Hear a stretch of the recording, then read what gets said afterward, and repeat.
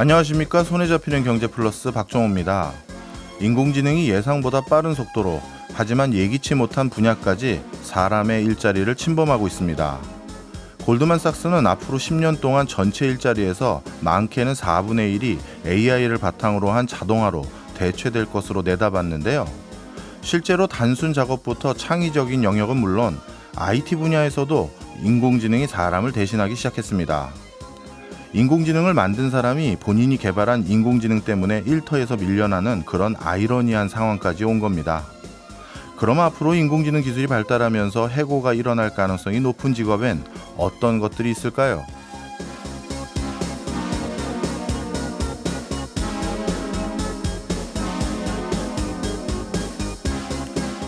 챗GPT 개발사인 오픈AI와 미국 펜실베니아 대학이 공동으로 연구한 결과 인공지능으로 인해 없어질 직업 1순위는 전문직이었습니다. 어떤 전문직이냐 하면 인공지능이 업무의 100%를 대체 가능한 직업은 대표적으로 변호사, 회계사, 세무사, 기자, 애널리스트가 꼽혔습니다. 또 엔지니어와 통역가, 작가, 번역가도 인공지능이 업무의 60% 이상을 대체할 수 있을 것으로 전망했는데요. 우리나라 사정도 비슷합니다. 향후 10년 동안 AI 기술 등으로 인해 사라질 직업군을 700만 개 정도로 추산하고 있는데요. 현재 근로자 숫자가 약 2,300만 명 정도니까 3분의 1 정도가 인공지능으로 일자리를 잃을 수 있다는 얘기입니다.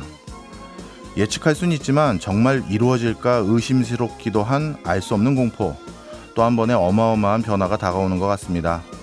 7월 7일 금요일 박정호의 손에 잡히는 경제플러스 광고 듣고 시작합니다.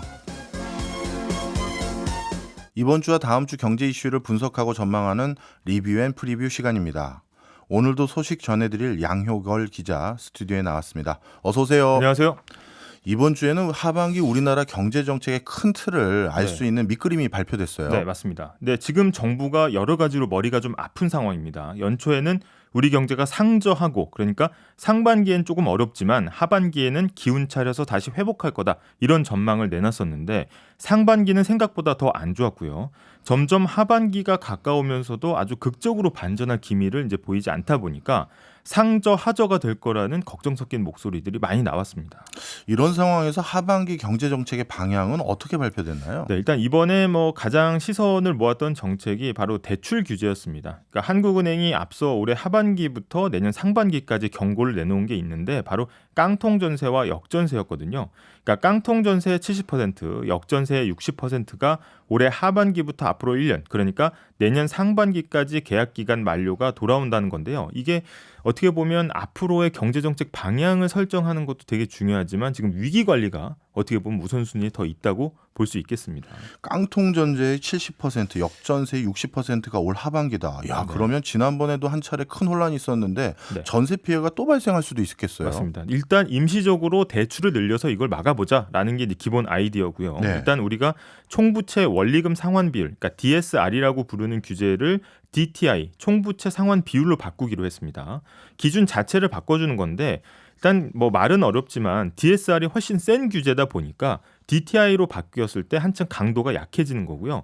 이 둘의 차이를 좀 설명을 드리면 DSR의 경우에는 거의 모든 대출, 그러니까 주담대를 포함해서 자동차 할부금에 카드론까지 1년에 갚아야 되는 원금과 이자를 다 더하거든요. 예. 그걸 1년 소득하고 비교한 비율인데 예. 예를 들어서 현행대로 DSR이 40%, 그다음에 연봉 5천만 원인 사람은 총 대출의 원금과 이자가 1년에 2천만 원을 넘게 돈을 빌리면 안 된다는 겁니다. 네. 그럼 이 DSR을 DTI로 바꿔서 대출 규제를 완화한다는 거죠? 네, 맞습니다. 이 DTI에도 주택담보대출은 포함이 되는데요. 다만 나머지 대출은 모두 갚아야 하는 원금 말고 이자만 포함됩니다. 그러니까 한층 대출 규제가 느슨해지는 거고요.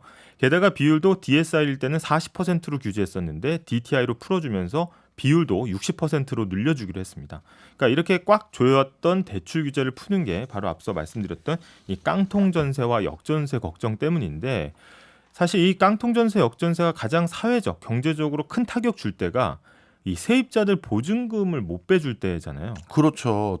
사실 많은 분들, 적지 않은 분들이 거의 자신의 전 재산이 이 전세금으로 들어간 분들도 많기 때문에 네. 이게 한번 피해가 생기면 정말 큰 피해거든요. 네, 맞습니다. 그래서 이 전세 가격이 계약 시점보다 좀 떨어지거나 이거 역전세라고 이야기하죠. 만약에 이게 심해져서 집을 팔아도 보증금을 못 주는 깡통 전세가 나는 사태를 막기 위해서 이 집주인의 대출 한도를 좀 일시적으로 늘려주자. 이게 이번 대책인 거고요. 한시적이고 임시적인 조치라고 볼 수 있겠습니다. 물론 전세금 못 돌려받을 분들 생각하면 대출금을 늘려주는 게 합당해 보이나 오랫동안 우리나라는 가계부채 관리하겠다고 이걸 옥죄인 것인데 이러면 가계부채 관리는 좀 후퇴했다고 봐도 되나요? 일단 맞습니다. 그런 우려들이 나오고 있고요. 가뜩이나 좀 늘어나는 가계부채 이제 겨우 좀 관리해놨는데 이렇게 대출 규제 확 풀어버리면 다시 늘어나는 거 아니냐 이런 걱정인 겁니다. 우리가 이 막대한 유동성으로 집값을 끌어올렸던 당시에 4, 5년 전이죠. 대출 규제가 바로 DTI였거든요. 그러니까 생각보다 대출 여력을 옥죄지 못한다는 지적 때문에 DSR로 바꿨던 건데 이번에 한시적이나마 이렇게 풀어주는 게 또 가계부채를 자극할 수 있다 이런 지적인 겁니다. 정부에서도 이런 지적에 대해서 충분히 알고는 있는 거네요. 네, 알고는 있죠. 그래서 이번 조치는 역전세의 경우에는 이제 집주인 입장에서 돌려줘야 되는 세입자의 보증금 하고 새로 들어오는 세입자의 보증금의 차액에 한해서만 대출이 나갑니다. 그래서 만약에 새로 세입자가 잘 안 들어온다고 하면 뭐 공실이 나더라도 일단 세입자가 보증금을 받고 나갈 수 있게 DTI 한도까지는 대출을 이제 지원을 해준다는 거죠. 그리고 이 경우에는 대출 금액이 상대적으로 많기 때문에 특약 사항을 통해서 만약에 새 세입자가 들어오면 이 대출부터 우선적으로 갚아라 이런 안전장치를 두기로 했습니다.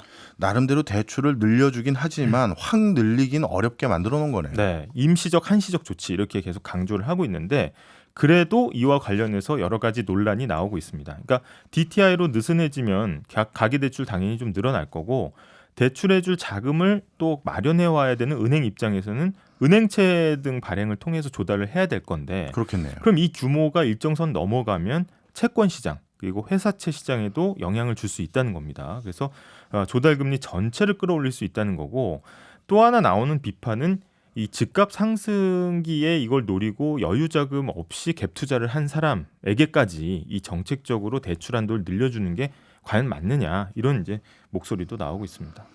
일종의 집주인들에게 뭐라고 할까요? 혜택을 줄 수 있다 이런 우려네요. 네, 맞습니다. 그래서 이 보증금을 잘 돌려받지 못하는 세입자들을 생각하면 당연히 이런 조치가 필요한데 더 큰 정책 목표라고 보이죠. 하지만 이 대부분 집값 상승 차익을 노리고 빠듯하게 이 전세를 끼고 집을 산 사람들이 많을 텐데요. 여기에 대출까지 더해준다는 게 이게 말이 되냐 이런 목소리고요. 집주인 개인으로도 그렇고 사실은 시장 전체적으로도 좋지 않다는 지적도 나오고 있습니다. 사실 이거 자칫 잘못하면 갭 투자를 또 권장하는 제도일 수도 있는 건데 네. 요즘 시장 전체적으로는 어떻게 이걸 받아들이고 있습니까? 아까 말씀하신 그 부분인데요. 예를 들어서 전세를 끼고 집을 산 경우에 예. 만약 돌려줄 보증금이 없으면 어떻게 하겠습니까? 일단 어떻게든 돈을 빌려보려고 하겠죠. 예. 그러다가 안 되면 그 집을 팔아야겠네 하고 집을 처분해서라도 보증금을 뺄 텐데 그렇겠죠. 그렇게 되면 시장 전체적으로는 주택에 대한 매물이 이제 나오는 거죠. 예. 시장 원리에 따라서 집값 전세값이 떨어짐으로 인해서 주택 매매 공급량이 늘어나는 효과가 나오는 건데 물량 많으면 당연히 집값이 떨어지겠죠. 그러니까 예. 이런 임시적 한시적 대출 완화가 없었으면 시장에 나왔을 주택 매물들이 이번 조치로 나오지 않고 상승장이 다시 올 때까지 이 집주인들이 버틸 수 있는 이 여력을 좀 공급해 주는 게 아니냐 이런 네. 지적인 겁니다. 그래서 결국 상승기의 차익은 집 산 사람들이 다 보고 하락기는 나라가 대출 한도 늘려줘서 버틸 수 있게 하니까 그러면 다시 상승기까지만 버티면 또 차익을 본다. 이게 사실 부동산 불패 신화가 더 그렇죠. 강해질 수 있는 거거든요. 예. 그래서 잘못된 시그널을 줄 수 있다. 이런 비판이 나오는 겁니다. 참 정부에서도 전세자금 못 돌려받는 분들 생각해서 하는 조치이긴 하겠습니다만 네. 나름대로 사태의 추이를 계속 지켜봐야 될 것 같습니다. 네.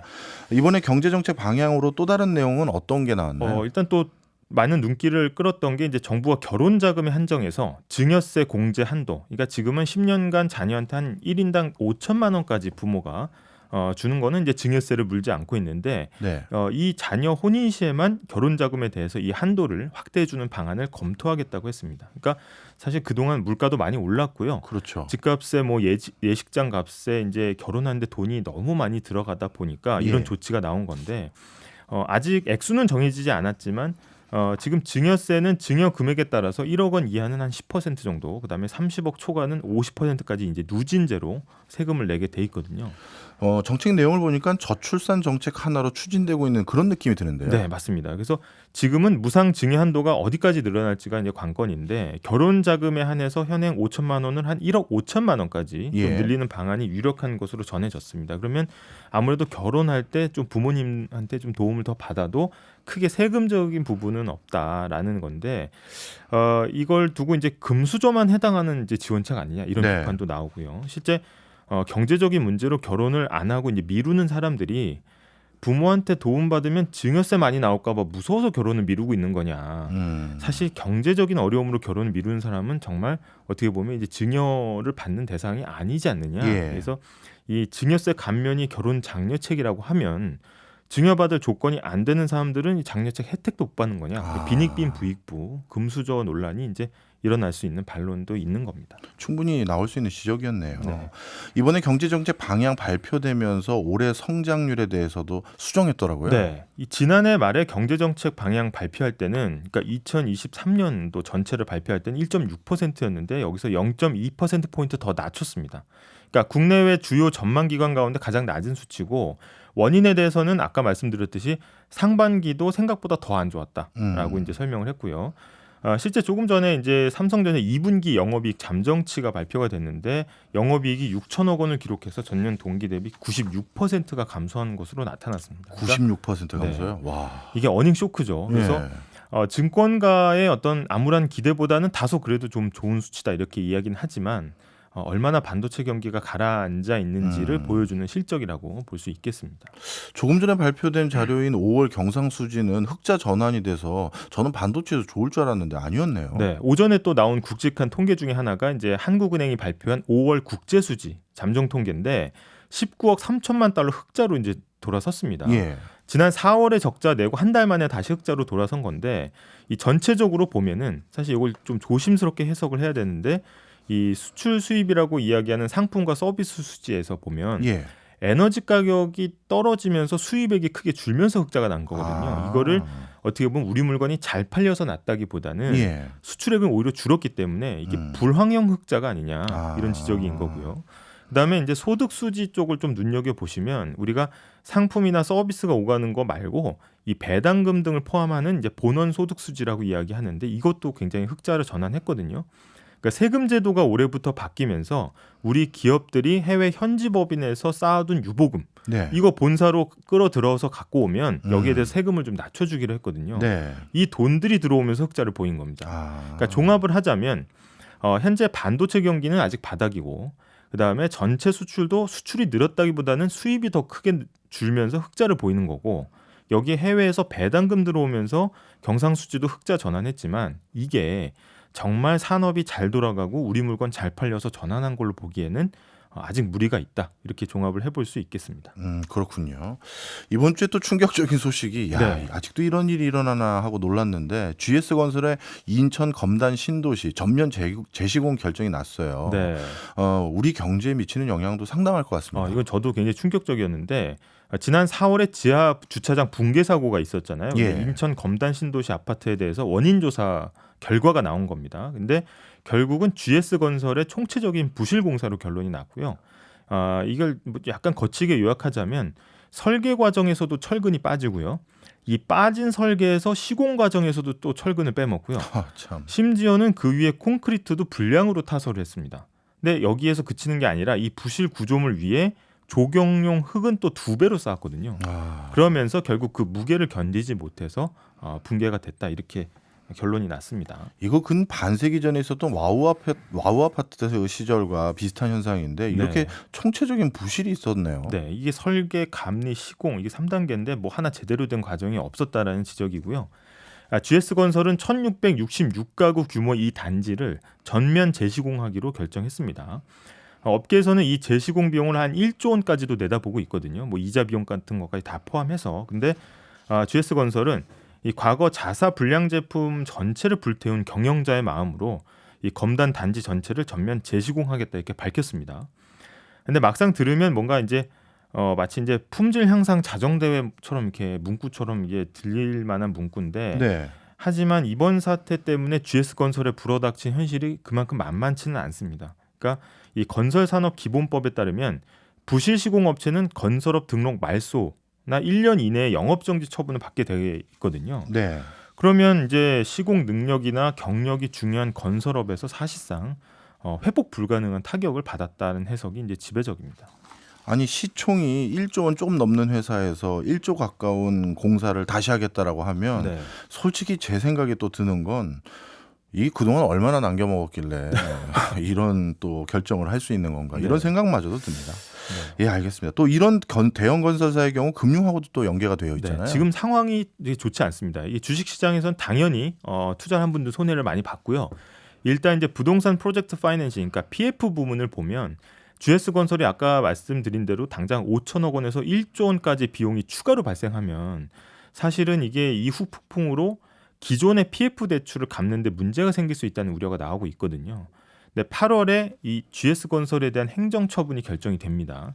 근데 가뜩이나 최근 이제 새마을금고 불안 등으로 이제 PF 대출에 대한 우려가 나오고 있는데 이 대형 건설사인데 그래도 우량 건설사로 꼽히던 GS건설의 전면 재시공 이게 나오면 사실 이 불안을 가중시킬 수 있다. 더 어려워지는 거 아니냐 이런 걱정들이 나오고 있습니다. 네. 아, 참 이거 어떻게 해결될지 저도 궁금하긴 합니다. 네. 또 다른 소식은 뭐가 있나요? 네, 이게 아이스크림 시장이 굉장히 핫합니다 지금. 왜냐하면 라면하고 빵 같은 다른 가공식품은 최근에 이제 추경호 경제부총리까지 나서면서 가격 인하 압박을 하지 않았습니까? 예. 그래서 결국은 내리기로 한 거죠.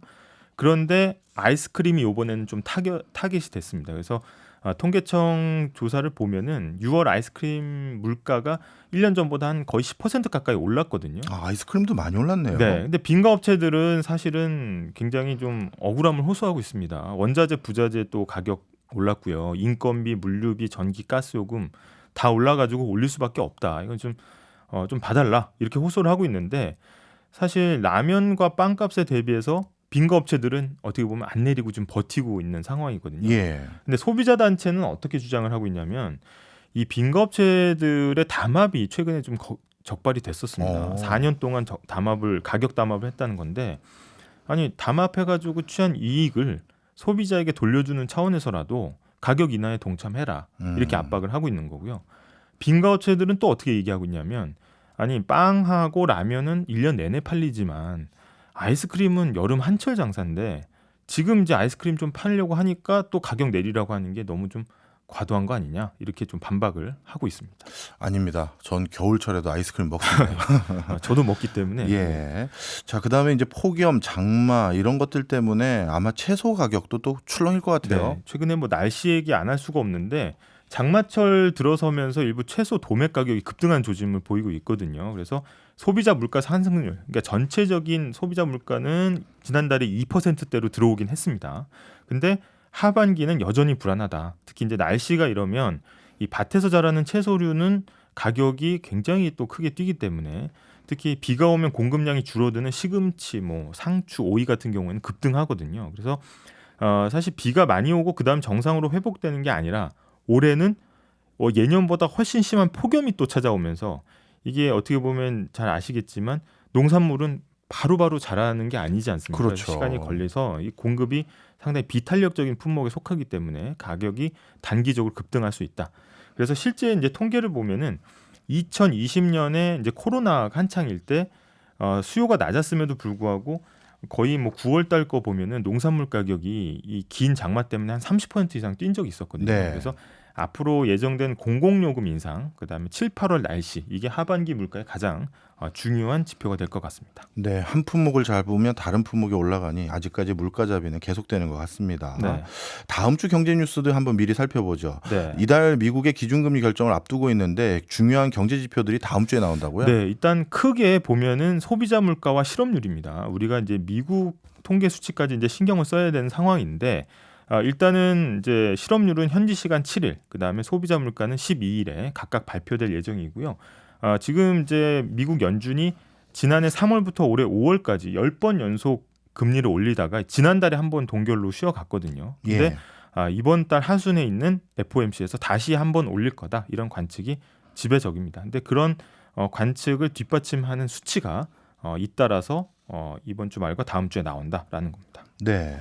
그리고 다음 주부터는 경고음을 낸 새마을금고부터 우선적으로 특별 점검에 들어간다고요? 네, 연체율이 많이 올랐던 게 이제 전체적으로 올랐지만 특히 연체율이 10%를 웃도는 개별 새마을금고 30곳에 대해서 정부가 특별 검사를 실시합니다. 그래서 총 1,300곳이 되기 때문에 그 전체에 비해서는 그렇게 많은 수치는 아니지만 정부 입장에서는 만약에 검사 결과에 따라서 이거 통폐합, 지점 폐쇄나 통폐합 추진할 수도 있다 이렇게 이야기를 하고 있고요. 그래서 개별 금고들에서는 우리는 검사 안 받는다 이렇게 고객들에게 공지하는 곳도 나오고 있다고 합니다. 네. 네. 알겠습니다. 한 주간의 소식 그리고 앞으로 있을 소식들 저는요 개인적으로 우리 양효걸 기자님이 말씀해 주시면 귀에 팍팍 꽂힙니다. 예, 감사합니다. 아니 어떻게 네. 목소리가 이렇게 좋으세요? 감사합니다. 물 한 잔 마셔야겠네요. 지금까지 양효걸 기자였습니다. 고맙습니다. 네, 감사합니다.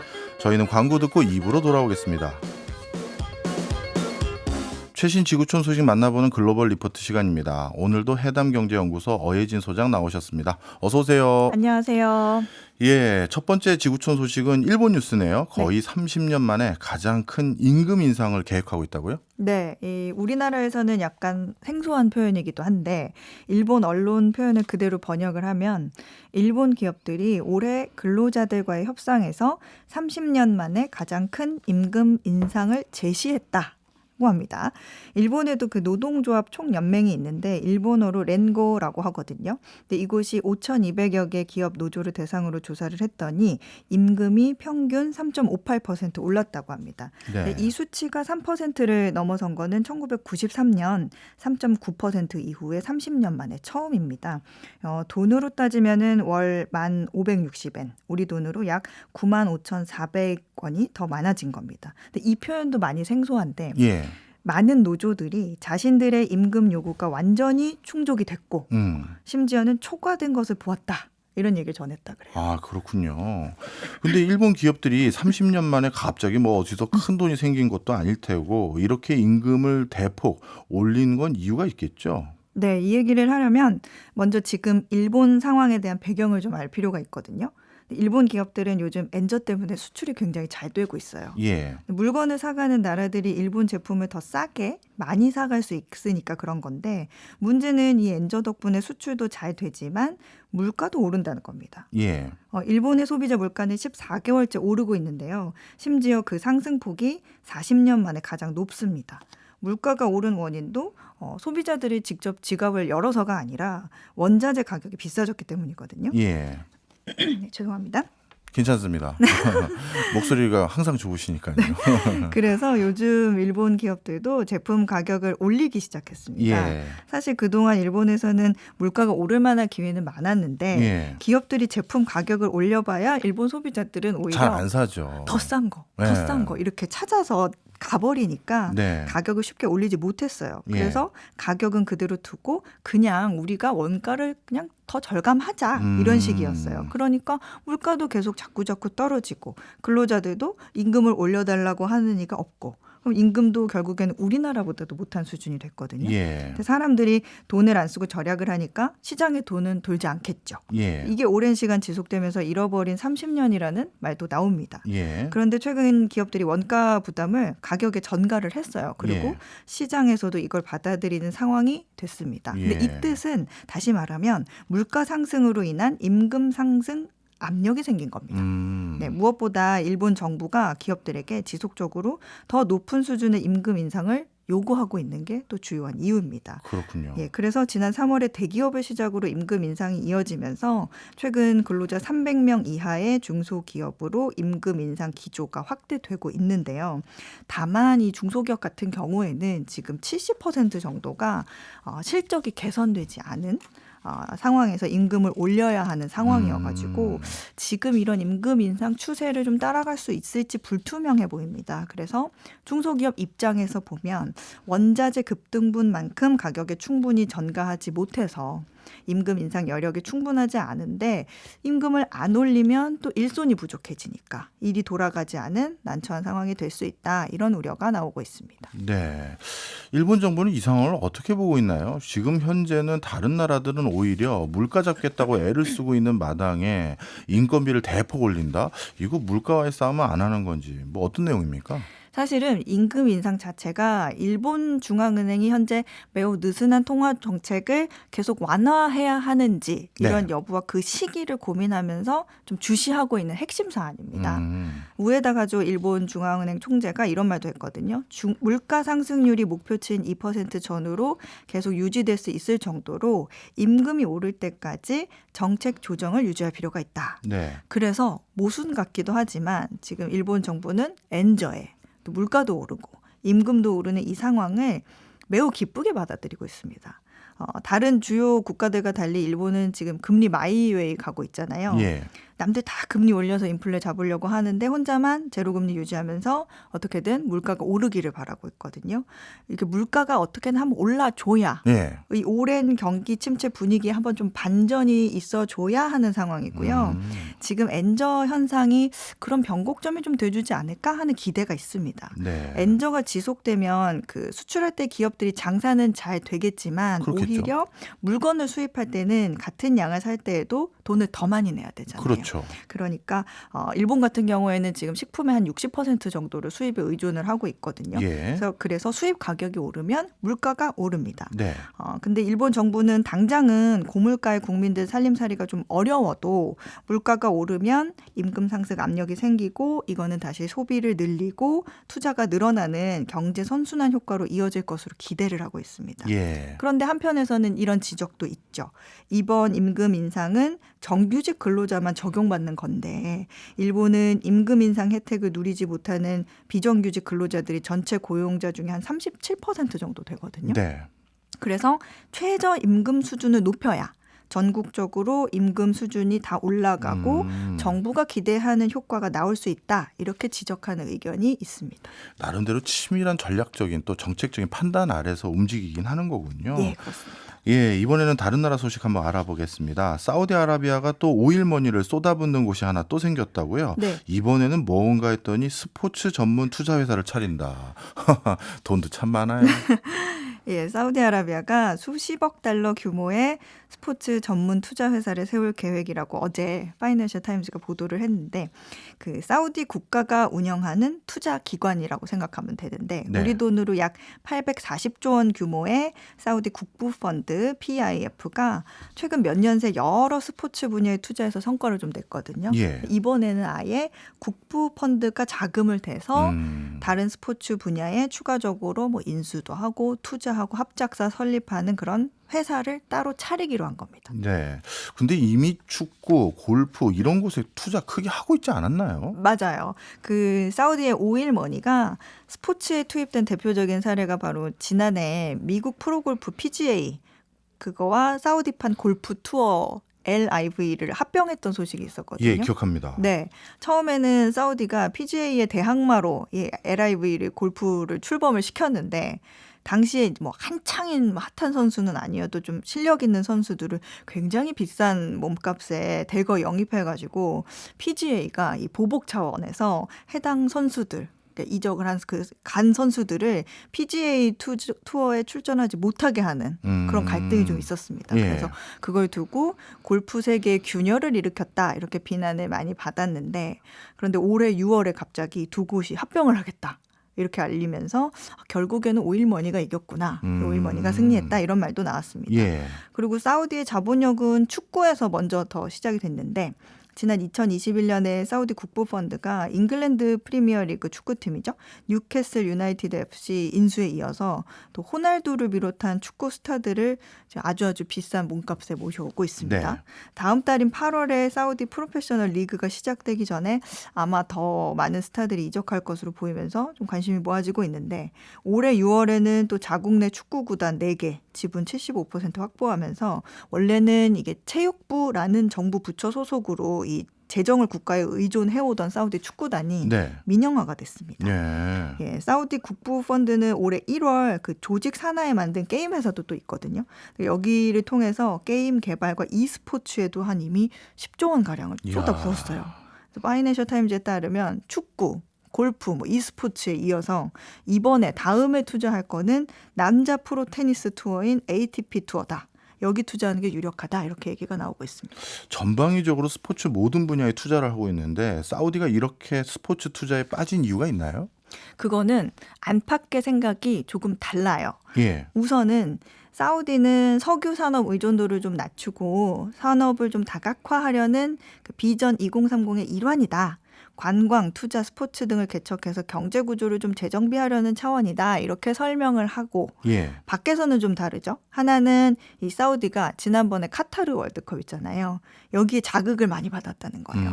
그래서 글로벌 스포츠에 좀 우리가 공격적으로 투자를 해야겠구나 하는 기류가 강하게 형성됐다는 얘기가 있고 더 중요한 거는 그 사우디가 지금 불도저처럼 이렇게 스포츠 분야에 투자하는 거는 결국에는 스포츠 워싱이 목적이다. 라고 해석을 합니다. 스포츠 워싱이 뭐예요? 이게 특정 국가 또는 집단의 부정적인 이미지가 있으면 예. 이거를 좀 희석하기 위해서, 덮기 위해서 스포츠팀을 운영하거나 뭐 후원을 한다거나 스포츠 이벤트 같은 걸 개최해서 대중의 시선을 다른 곳으로 돌리려는 행위를 말하는 거거든요. 아, 그렇군요. 일종의 그동안 중동, 특히 사우디에 대해서 부정적인 이미지가 있었던 것을 불식시키기 위해서 맞습니다. 이렇게 스포츠 구단을 인수하는 거군요. 네, 그래서 사우디는 안 좋은 이미지가 있었죠. 뭐 언론인 살해, 반체제 인사 감금, 여성 인권 탄압 이런 비난받아온 이슈들을 그래서 덮기 위해서 스포츠에 파격적인 투자를 해서 이미지를 씻어내겠다는 전략으로 외부에서는 평가를 하고 있습니다. 예, 알겠습니다. 이러다가 전 세계 메이저 축구 리그가 뭐 스페인, 독일, 이탈리아, 영국이 아니라 야, 잘하면 이거 사우디가 하나 가져가게 됐어요. 그러게 예. 말입니다. 예, 이번엔 또 다른 나라입니다. 태국이 지난달 총선 결과를 계기로 술과 관련된 보수적인 법안들을 모두 바꿀 가능성이 높아졌다고요? 네, 지난달에 태국에서 총선이 있었거든요. 근데 그 결과 진보 정당인 전진당이 승리를 했습니다. 전진당이 이 야당들과 연립정부 구성을 좀 원만하게 마무리를 하면 이르면 다음 달 하버드 대학원을 나온 네. 40대 젊은 남성이 태국 총리에 취임을 하게 됩니다. 요즘은 전 세계적으로 리더십들이 다 젊은 것 같아요. 그렇습니다. 근데 이름이 피타 림짜른랏이라는 사람인데 어렵다. 어렵습니다. 이 사람이 요즘 태국에서 파격적인 공약을 내세우면서 아이돌만큼 인기가 좋다고 합니다.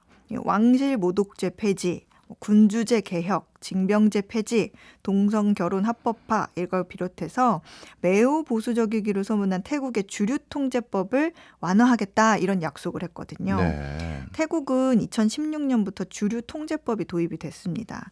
도매점을 제외하고 학교와 사찰 이런 정부가 지정한 곳에서 300m 이내의 식당과 상점에서 주류 판매를 금지하고 있습니다. 또 국민의 95%가 불교 신자거든요. 그렇죠. 네, 그래서 불교 관련 국경일을 비롯해서 왕족 관련 기념일 그리고 선거일에도 주류 판매를 금지하고 있습니다. 주류 판매 허용 시간도 오전, 저녁 이렇게 나눠가지고 하루에 10시간으로 제한이 돼 있고요. 예. 다른 이에게 한잔하지 하면서 술을 권하는 행위도 안 됩니다. 허용되지 않아요. 또 태국의 주류 광고를 그래도 하거든요. 근데 이 광고에는 연예인, 스포츠 선수, 배우 같은 이런 사람들을 출연시킬 수도 없고 광고에 술잔이나 술병이 보여서도 안 됩니다. 아니 주류 광고에 술병과 술잔이 안 보이면 어떻게 광고를 하지? 그래서 연상되게끔 하는 이미지를 써야 돼요. 아, 그렇군요. 네. 그래서 얼마 전에 그 블랙핑크의 태국인 멤버가 있거든요. 리사라고. 근데 이 사람은 이제 한국에서 찍은 위스키 광고가 있어요. 근데 그 사진이 온라인에 널리 퍼지니까 태국 정부가 리사의 술 광고 사진 올리고 퍼뜨리는 사람 조사하고 이 자국민인 리사가 한국에서 술 광고 찍은 게 법에 저촉되는지 조사해라. 네. 이러면서 좀 논란이 된 바도 있습니다. 그렇군요. 사실 저도 몰랐는데 태국이 이렇게 보수적인 규제들이 많았는지 몰랐습니다. 그런데 태국 국민들도 술을 좋아할 것 같은데 맥주 회사도 유명한 곳 있지 않나요? 있죠. 싱하. 싱하. 예. 그리고 이런 것도 유명하죠. 예. 근데 태국은 동남아 주류 시장에서 1위를 차지하고 있을 뿐만 아니라 1인당 연간 주류 소비량이 8.3리터. 아세안 국가 중에 1위입니다. 어. 근데 지난 몇 년 새 또 K-드라마가 또 인기여가지고 소주 시장도 크게 상승을 했어요. 그래서 태국 내에서도 우리가 처음 보는 이름의 소주들도 막 생산이 되고 있고 한국에서도 수입 많이 해가고 있죠.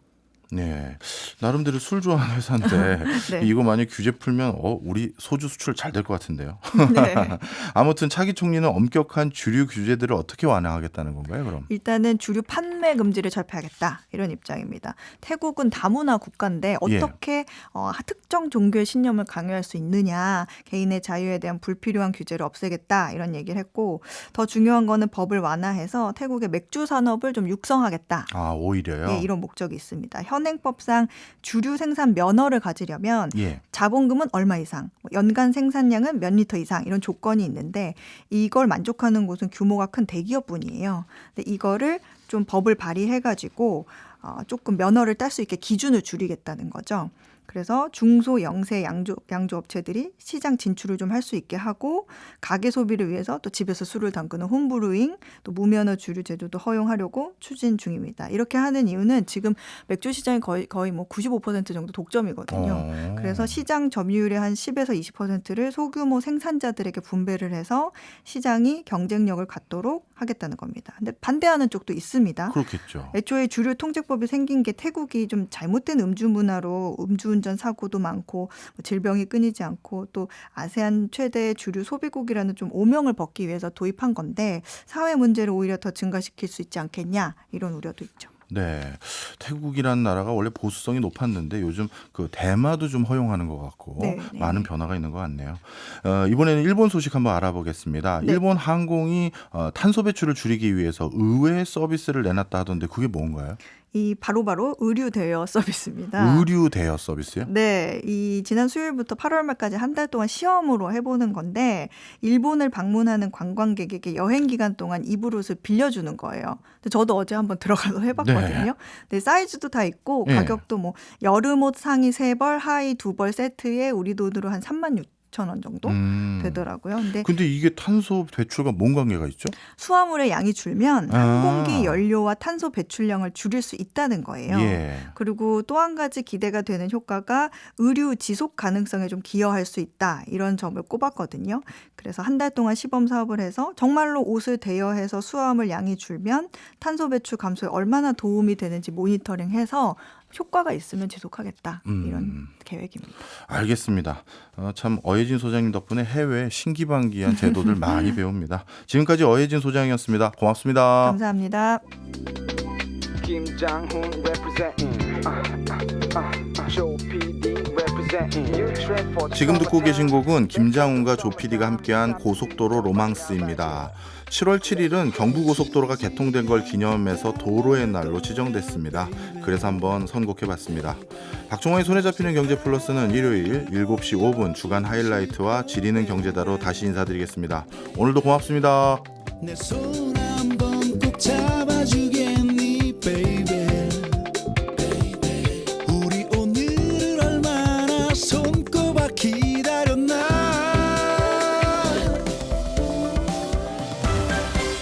경제 생활의 플러스가 되는 아주 경제적인 시간. 박정우의 손에 잡히는 경제 플러스.